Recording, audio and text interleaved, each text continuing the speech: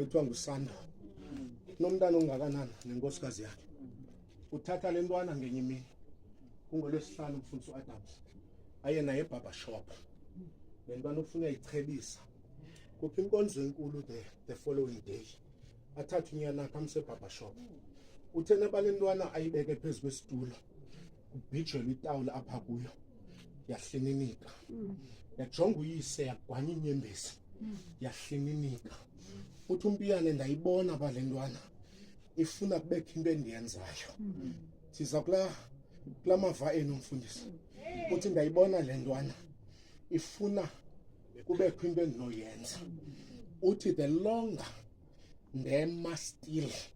le ntwana yadlula ngapha kokugwanta inyembezi yadlula ngapha kokuhlininika yasothula apha isikhali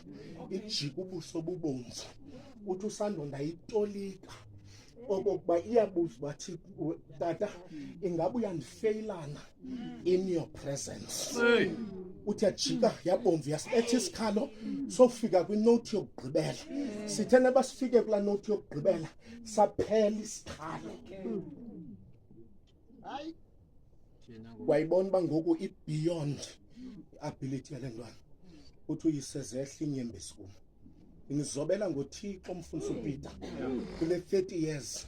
beningamboni oba bekusenzeka ntoni nakuye ndiyayivala ibisenzeka kuni kodwa ndiyanizobela oba kule 30 years bekusenzeka ntoni uthi umpiyane zehla inyembezi nansi into yonzakalisa umpiyane uthi umpiyane ndonzakaliswa kukuba neability yoku-intervene kufuneke ndibe sedabini le-ability yoku-intervene ne-wisdom yonga-intervene kufuneka mna ndilwidabi lokuthi ndinaso isakhono sokungenelela nesakhono sobulumko uthi kwafuneka uba ndiyowuqhathisa ebulumkweni ndizama okokuba ndilwa nee-emotions zehla inyembezi kodwa apho ndiza khona the next morning le ntwana ime phambi kwesipili iredi izawubheka enkonzweni yajonga esipilini yakhwaza uyise sanxiba wasabele kwelaa cala wathi umntana ngapha ezijonga esipilini wathi tata